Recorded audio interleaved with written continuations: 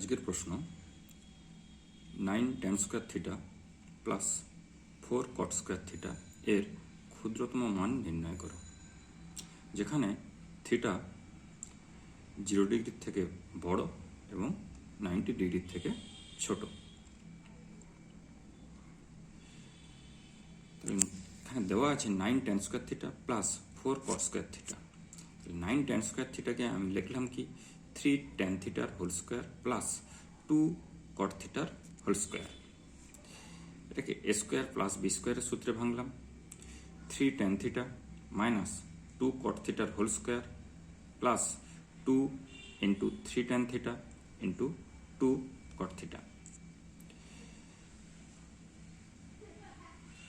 3 tan theta minus 2 cot থিটার whole square plus সংখ্যাগুলোকে গুণ করে নিলাম 3 ইন্টু 2 6 ইন্টু 2 12 tan থিটা।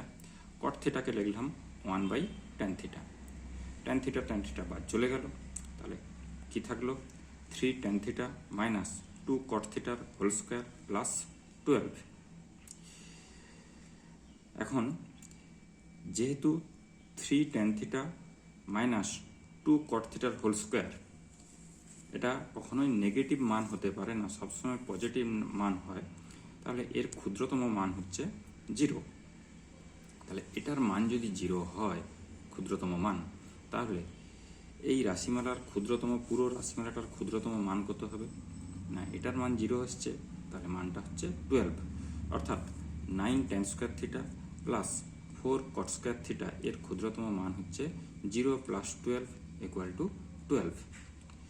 এইরূপ আরও ম্যাথমেটিক্যাল সমস্যার সমাধান পেতে চ্যানেলটিকে অবশ্যই লাইক এবং সাবস্ক্রাইব করবে।